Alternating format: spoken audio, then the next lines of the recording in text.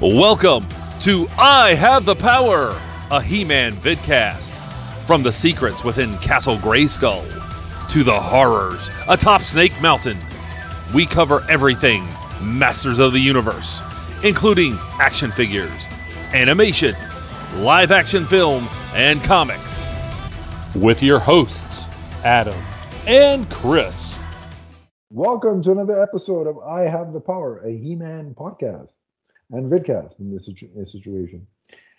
As always, I'm your host, Adam, and with me is my co-host, Chris. Chris, how's it going? Hey, Adam. Doing great, man. Excited to join you once again. It's always good to talk about He-Man and his friends and enemies, and head back to Eternia. There's no news this week. We're still waiting on renewal news regarding another installment of Masters of the Universe Revelation.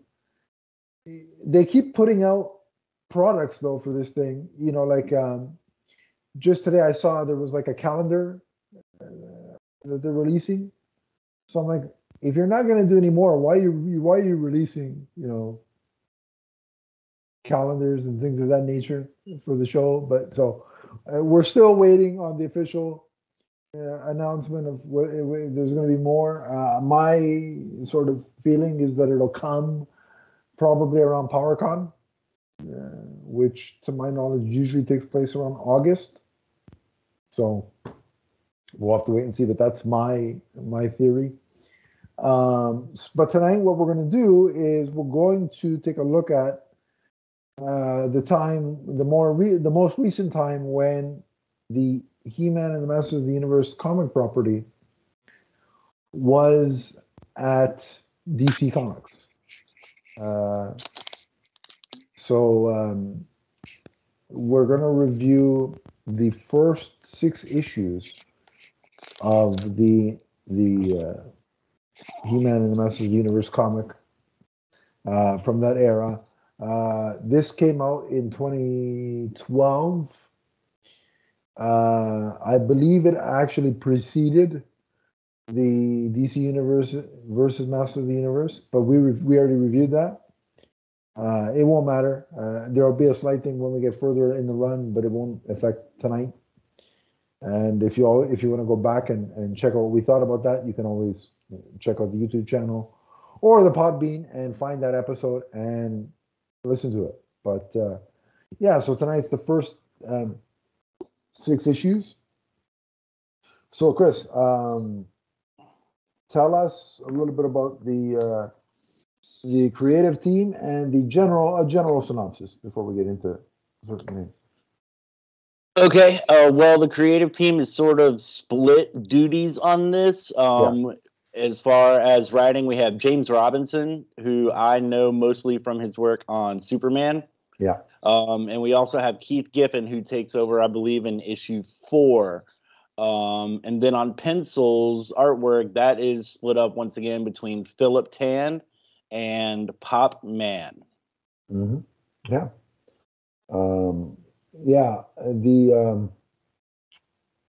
The writer, you're right. I believe he had a stint on Superman.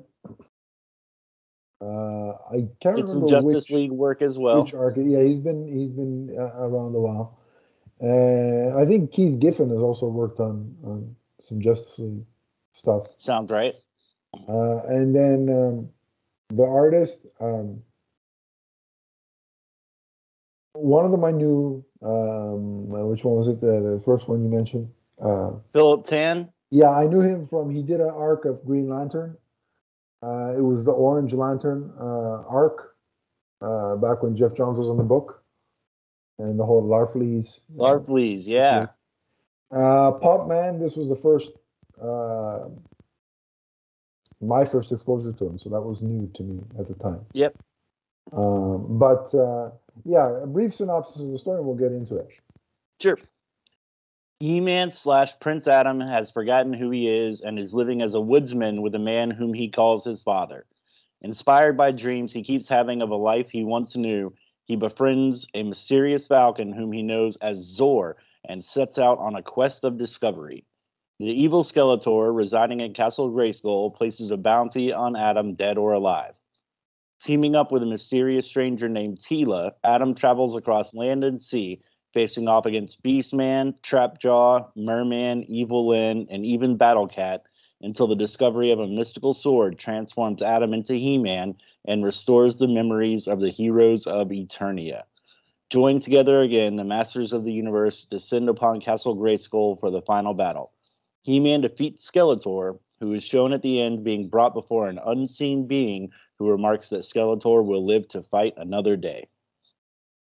Now, Chris, I remember being very excited when the solicitations came through way back when, and the announcement came that this was a thing that they were doing. That they were making a series regarding He-Man. I was very excited. Really happy that it was DC because I was collecting DC stuff, so it wouldn't have been a stretch to keep just add another title. I like the conceit here, the idea that at this point, Prince Adam doesn't remember who he is. Obviously, as you alluded to in your description, there's nefarious trappings involved with that because Skeletor's, used enchantments to make that so. And but I like that he has no idea of his true nature, and that there is this hero's journey that takes place for Prince Adam and even Tila to a degree. Yeah, he's sort of rediscovering himself and even his skills along the way. Yeah. When he's in battle and he's pushed to have to defend himself, suddenly he's able to use the axe as a weapon, and later he grabs the sword and, doesn't know how he's able to use it, doesn't recall being ever trained, but he's almost reflexively able to do it. Yeah, especially that first meeting with Beastman and the axe. Yeah. And he's like, how do I know how to, wield this thing like a weapon? I shouldn't have any idea what I'm doing. And then he realized that he might be able to beat him, and he gains some confidence. But what I like about this is it works in a twofold way. At least I think so. In the sense that if you're new to the property and you just picked it up because that's some pretty damn nice cover art for issue number 1, so let me pick it up, and you read this thing, you can jump in on the ground floor. Sure. Right? Whereas if you open with him as He-Man and it's just another battle, people that have never experienced He-Man and the Masters of the Universe are like, what am I dropping myself into? It's a good point. For fans like us of the mythology that have watched the various iterations of the cartoons, they as the series continues, Skeletor talks about in their last battle he created this scenario where nobody remembers, or none of the Masters remember their histories and stuff.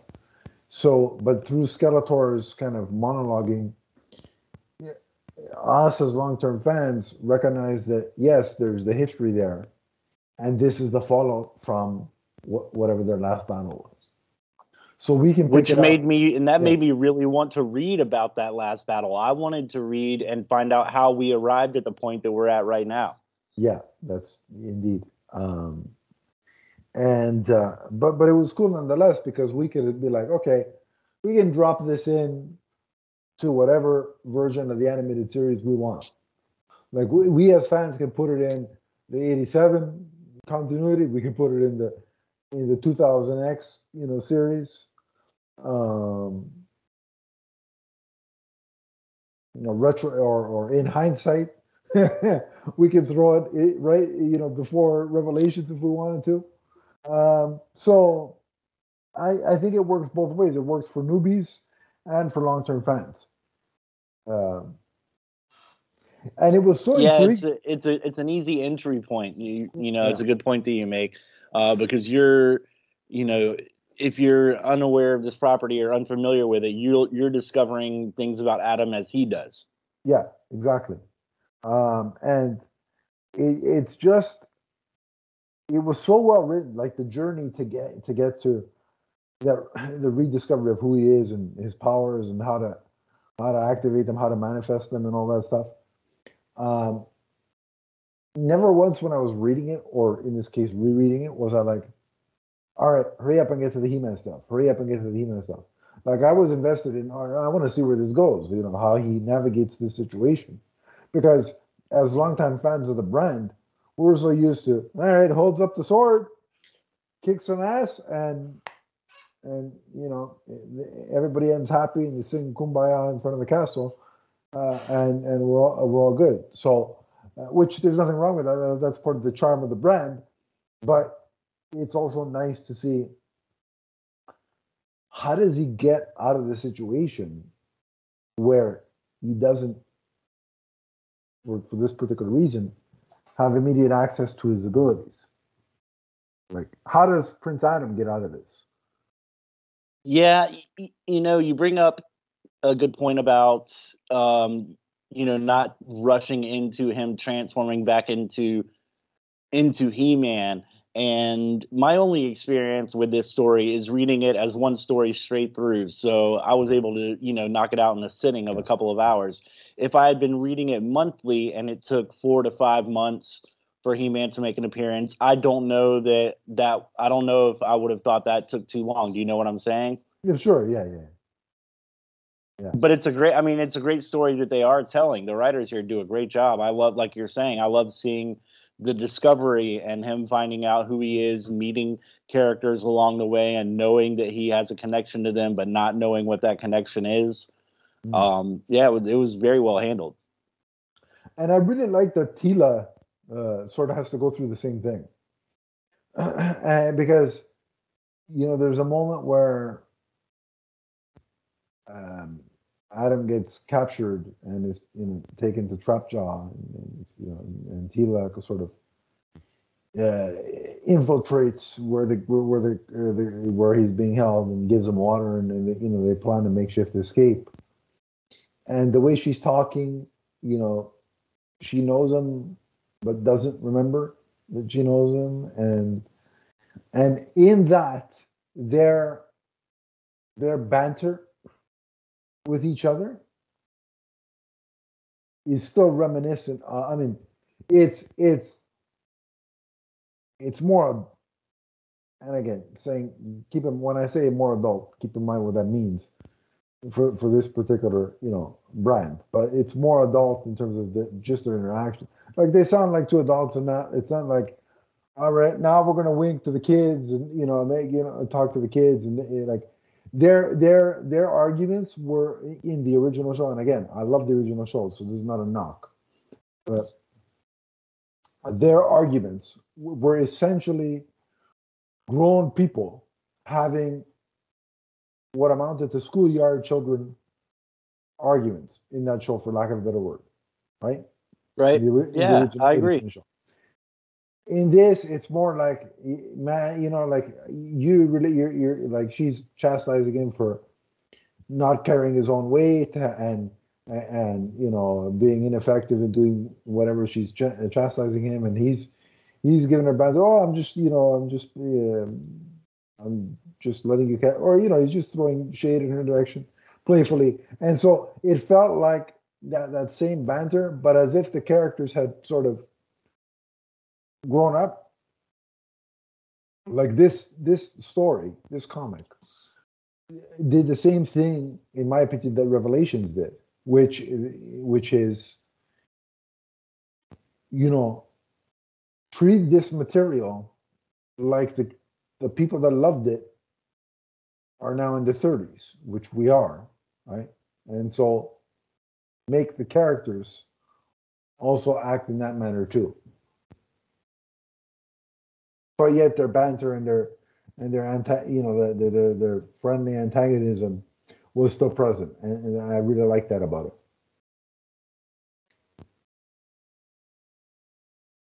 Yeah, it was, it's that friendly back and forth with, um, like you said, him not living up to what he's supposed to do, or her not thinking that he's doing enough. There's they're put in several situations where they're at conflict with each other, including the fight where they're over the fire pit Sure. and they're arguing about the best way to handle that situation and the best way to get out of it until super. I always want to call He-Man Superman. I do that at least once during one of our podcasts. It's all right. We'll make it a drinking I game. do it all the time. But until He-Man, comes up with the solution where they roll off the edge of the cauldron or whatever. Yeah. But yeah, it's nice that she is his companion on this quest of self-discovery. The cool thing about it was the villains were very much what I remember from the cartoon. Like, Skeletor sends out, Trapjaw is the first to try and, and Trapjaw's real name is Beastman. Cronus. Yeah, Beastman is the first guy to try and get rid of He-Man, and he fails. And then he goes back to Skeletor, and Skeletor, gives him the business. And then it's Trapjaw. Yep. Who I learned in this story that his real name is Cronus. I never knew that before. Neither did I. So that was new. Apparently, He-Man is responsible for his name of Trapjaw. I guess maybe he crushed his old jaw, and that's why he has the metal one and got that nickname. And that's what I'm like. Okay, I want to see that fight. Can we have a flashback? Like, sure. It would have been cool. I'll say one of my very few criticisms, but one of the ones that I have would be every time one of the villains said, "Oh, we've crossed paths before." I would have liked a one-page sort of thing where you see the images, a montage of imagery of that encounter, and the villain is kind of remembering it, and then carry on with the, I think that would have been cool. Right, because even though Adam doesn't have the memory, the individual villains do have the memory. Yeah, so you're right. Yeah. We could see it from that perspective, and that would have been pretty cool. You could have fit a page in there. Yeah, just a page. It doesn't have to be any writing, any dialogue, nothing. Just just to show, hey, look, this is what he's going off about, right? So that would have been my only thing. So Trapjaw fails, and again, Skeletor gives him the business. Then it was Merman, and I like the Merman segment because through the course of their journey, so we've got like in the forest, the mystical forest, the desert lands, which is so it's kind of like we got. Each segment gave us Narnia. The woods was like Narnia. The desert was like something out of Dune, right? The desert portion. Then we get to the Merman portion, which is essentially Tila and Adam stowed away on a boat, and with pirates. And so I'm like, all right, tapping into a little bit of Pirates of the Caribbean action happening here. So I like that every kind of stop on their hero's journey, their journey of rediscovery, is like a different genre in a sense. You know what I mean? I thought that was pretty cool. Yeah, and not only was each one its own genre, but each villain kind of got their own book as well. Yeah, so exactly. Yeah, it was divided up. It was like you said, Beastman in the first book, and then second book was Trapjaw, third book was Merman. They did a really good job setting it up and paying it off. Fourth book was Evelyn. Yes, fifth book was Battle Cat. Yeah, the Evelyn portion. I mean, Evelyn is straight out of that's the Evelyn I remember. There's no and. Listen, that character is so badass in her own right that, from the original cartoon, that you don't have to change. Like, that's one that you don't have to tweak. You don't really have to add anything to her backstory. It's just she's that, that menacing. And her chapter, when they were the battle on sort of above the cauldron, as you said it, in sort of leading that chapter, and then the preceding fifth chapter, where they go on the discovery of underneath or in the catacombs, or whatever you want to call them, after they fall from the beams above the cauldron. Those two chapters felt like something out of Indiana Jones. Yeah, with the mystical door that they had to open, yeah. And you brought up something about how badass Evil Lynn is, and I like that they don't show her being subservient to Skeletor. She's on her own. Yes, absolutely.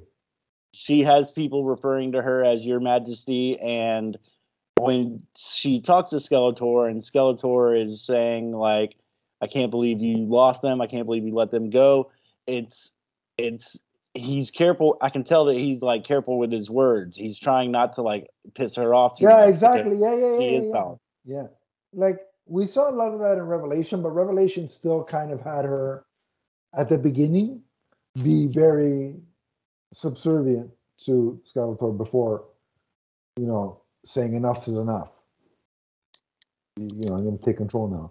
But here, there's none of that subservient stuff. It's like, listen, I'll find them. Get over yourself. Relax. Take it easy. I'll take care of it. Right. Whereas Evil Lynn in both the 87 or the 80s, not 87, 87 is the movie, early 80s cartoon and the 2000X, I don't think would ever talk to Skeletor like that. No. So that was a refreshing change. You're right about that. And the whole thing about, the big door and having to go through Battle Cat as sort of like the final trial before he gets to the sword. That was cool because I guess now I was curious is Battle Cat just at this point untamed, or that's the wrong word, but you know what I mean, or was he also under the spell? Oh, I think he was also under the spell. Okay. Yeah, for sure, because you can tell that he doesn't know who Adam is, or thinks that Adam is like an intruder. But after the spell is broken at the end of issue 5, when we go to issue 6 and we see them lining up to attack Castle Grayskull, Battle Cat is there, and he has his armor on, and he didn't have his armor previously. So yeah, I think he's definitely under the same spell as the other heroes. And in terms of the art, I love the fact that he looked badass even as Cringer, like with sure. The armor. Oh yeah, cool. Man, there was a rage there. Yeah, he has anger issues at this point in the story. And Adam punched him right in the nose. Pop. That was a funny scene. That was funny. I don't think the Peter people would take too kindly to that, but I thought it was in that situation. What's he supposed to do? I mean, really, the guy. It's either you're going to eat me, or hey, I'm going to have to bop you on the nose. Yeah, it's similar. That. And then the whole sort of sword, in the sword in the stone kind of angle, playing off that King Arthur kind of motif. Again, it's something that I think is inherently there with the property. Like when you think about it, he's the prince, next in line to be king, and this magical sword. There's sorcery involved. So the King Arthur kind of myth is inherently present in this IP, I think. But when you're a kid in the early 80s, you're not thinking about King Arthur. Like when I saw the sword, and this is me as an adult reading this, keep in mind. When I saw the sword, stuck in that sword, I'm like, that's the King Arthur stuff going on there. And I'm like, for a couple of days thinking about it, I'm like, well, it's always been there. I just didn't notice it before. Right. And so I thought that was very cool.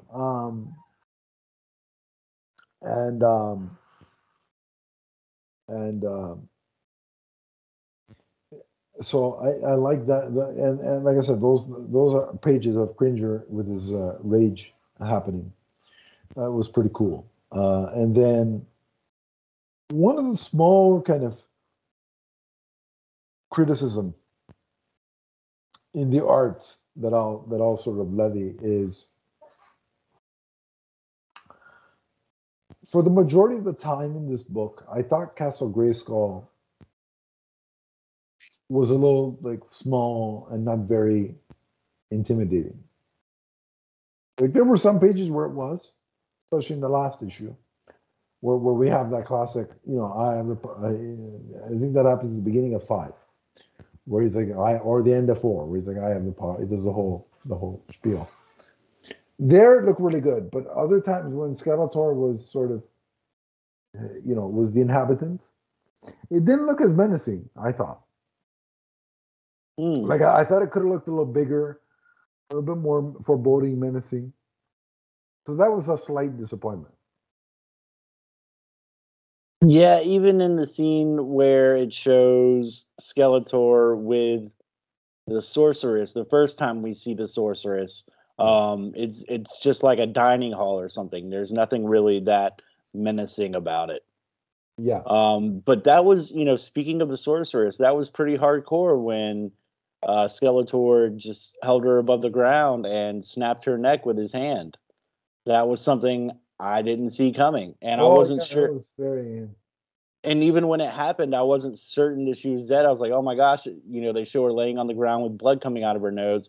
But in issue 6, when he's battling He-Man, Skeletor mentions the sorceress and how he killed her.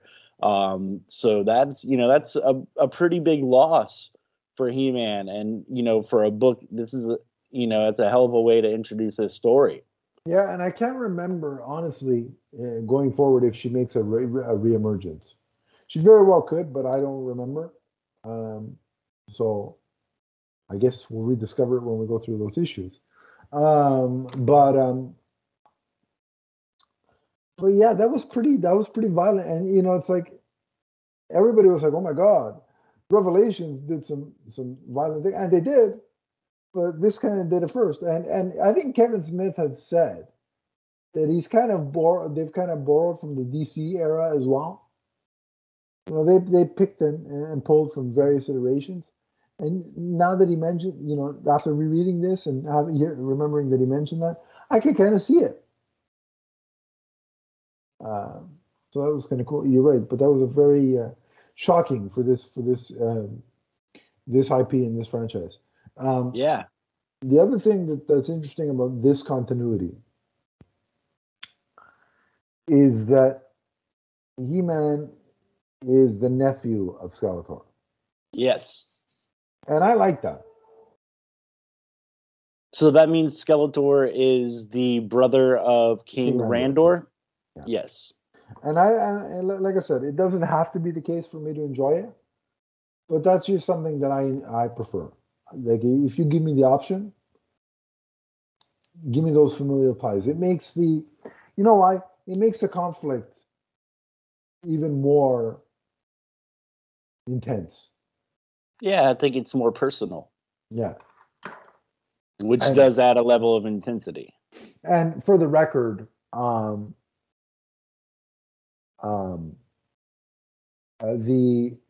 the second He-Man and the Masters of the Universe show on Netflix, the CGI animated, which for a kids show, I quite enjoy it still. They make some alterations to the mythos, but I can roll with it. Like that's the beauty of having two versions. If one does something off kilter, I can still say, all right, I enjoy it for what it is, and take it for what it is. So in that version, they've gone back to the idea that Skeletor is the uncle of He-Man.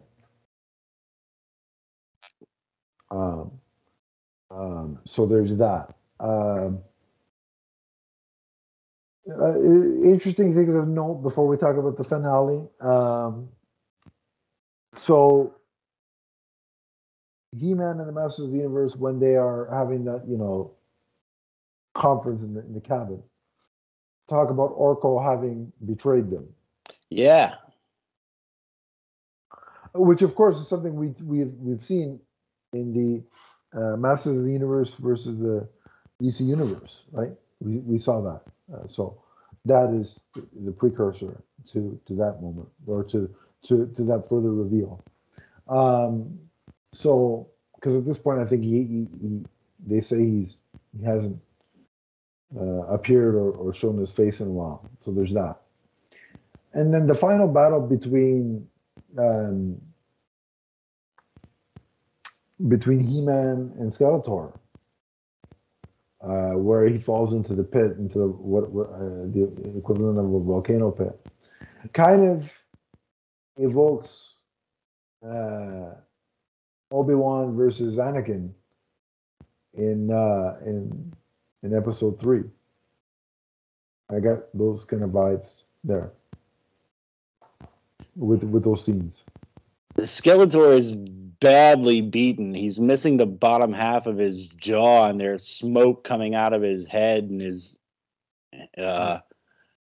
orifices. Yeah, He-Man gets pretty good. And we learn in that final battle that Skeletor has been searching for the power of Grayskull in Castle Grayskull, and He-Man says, "You fool! The power is not in Castle Grayskull. I am the power." Which is something that I think. Correct me if I'm misremembering, but I think Masters of the Universe Revelation also takes that tact with it, right? Yeah. So that's something. That's something too that Kevin Smith clearly borrowed from. And then you mentioned it in the description. At the end, Skeletor is talking to an unseen guy in the chair, who literally in a throne, who says, you'll have another crack.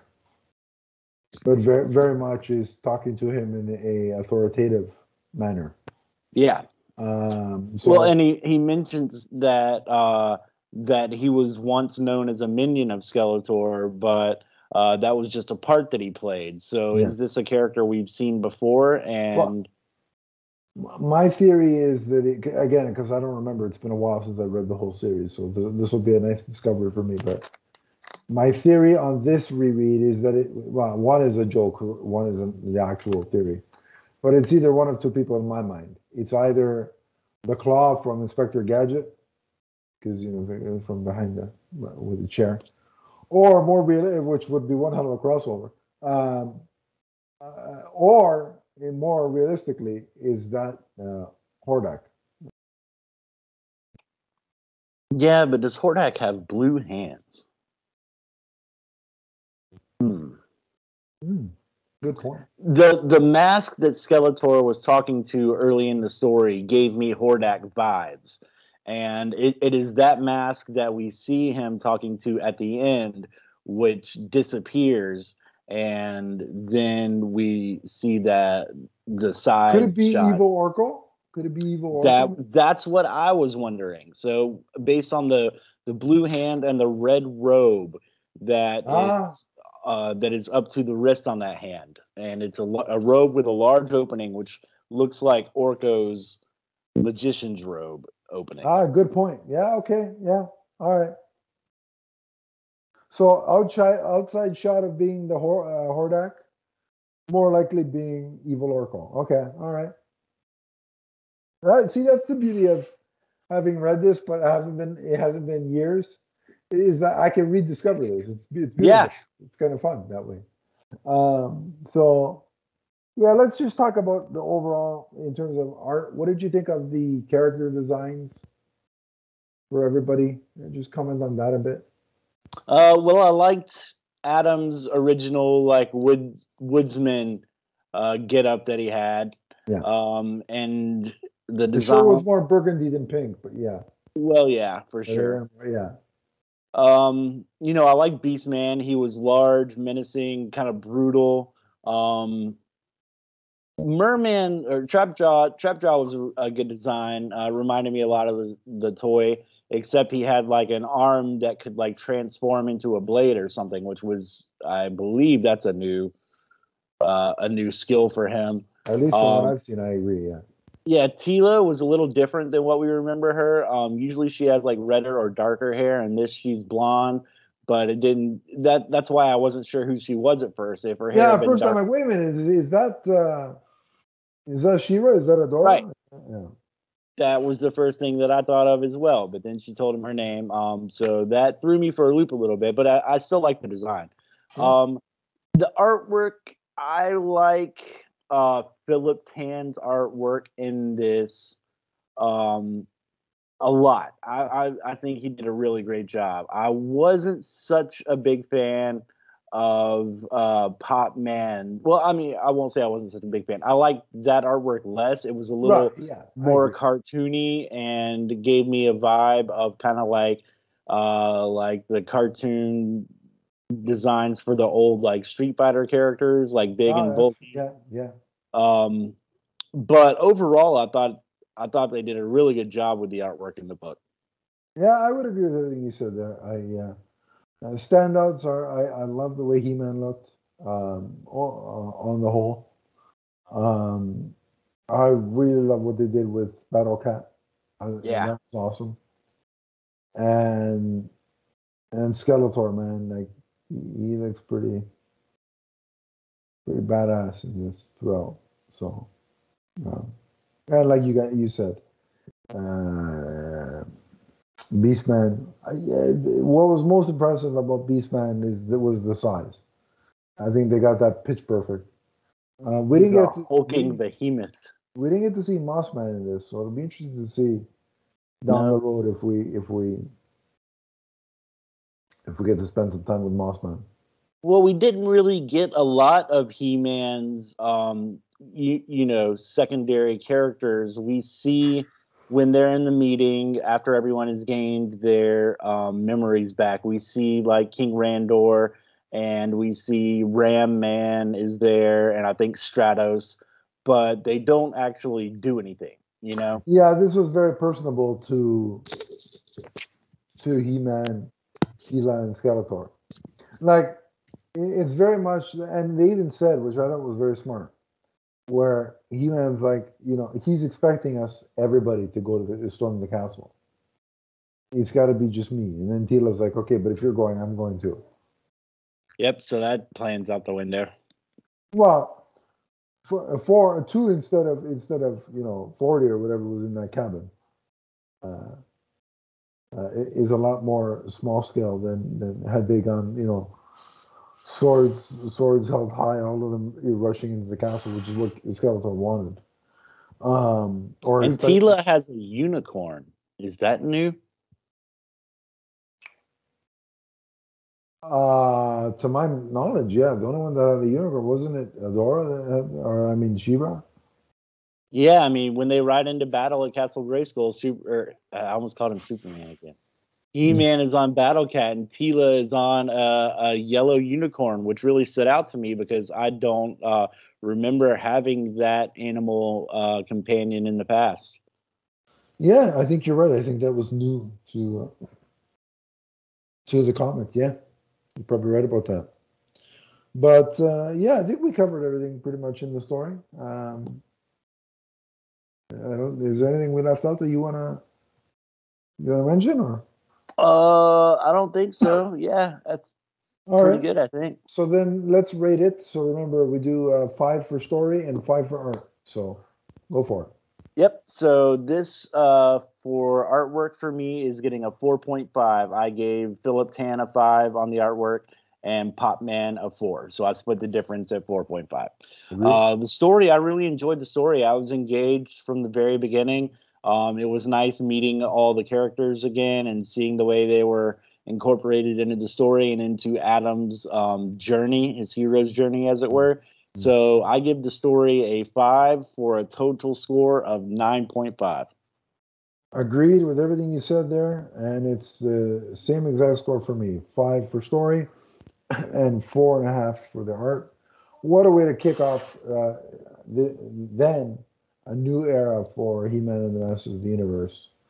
And it's going to be fun going back and going through this series with you, because clearly there's a lot that I don't remember.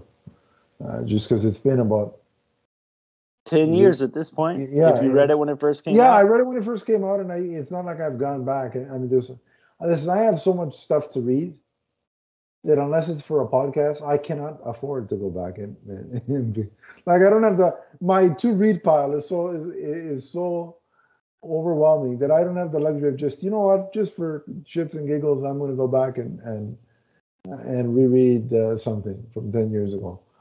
So it's only when we do podcasts that I make the effort.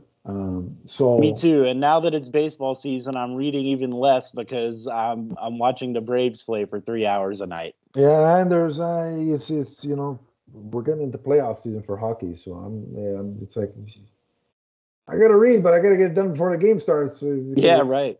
So it's um, but um, but yeah, we'll go through this and we'll have fun revisiting. I mean, this will be your first time in total with the series, so that'll be fun. But yeah, this will be a fun journey. And uh, before our next episode, if you want to, one thing I was going to mention quickly before we give our social media plugs. Do you think something like this story would make a good sort of premise for the upcoming movie? I was wondering that as I was reading it. But it takes me back to my original point of is he does he become He-Man too late in the game? Like if this were a movie, a 2-hour movie, if you spread it out, he becomes He-Man at the end of issue 5 of this, that would be like becoming He-Man at like the hour and a half mark of a movie. And I don't know that I'm down for that. I think I want Yeah, to see a little bit yeah. more. I think they'd have to do like at the for me. Look, if they decide that, hey, at the end of the movie, in the last act or the third act of the movie, that's when he's going to fully embrace the He-Man stuff. Then there's nothing I can do but watch and hope it's good. But if you're asking my preference in this new movie, because there's going to be a period where he's unaware of his. I mean, it's an origin, so he's going to be unaware of his destiny, right? There's going to be a hero's journey. We've kind of already got that from the synopsis. But what I'm hoping is that by the start of the second half of the movie, he's at least got the sword and Well, I was thinking this would be a good second film. Like, I would like to see a movie that starts off kind of like the Batman, where he's already He-Man, and we're kind of thrown into his world, and the villains already exist, and we're kind of just thrown into that world as it begins. But then have it end where something happens to Adam and he loses his memory, and that's where you pick up the second movie and have that discovery happen through that. From what I'm getting from everything the directors are saying, this is going to be an origin story. So I don't think we're going to get that year two. Let's plop you in the middle of He-Man's world. Yeah, like we're going to go on the discovery with him. But if they pull it off like Batman Begins, whereby the second after the hour mark, we're getting some He-Man for a good second half of the story. I'll be okay with it. Because if you think about it, the 1987 movie, even though it didn't give us the bells and whistles of Cringer and Orko and all that good stuff, it did throw us into the sort of another adventure. Like he was He-Man, Skeletor was Skeletor, and we're just plopped in the middle. So they've kind of done that. We've never gotten a film origin for He-Man, so that's the route I think they're taking. But I gotta say, this would be a good movie at some point. And when I hear the filmmakers talk and things that they say about the property and what they plan to do with it, I think these are the right guys to do it. And so we'll see.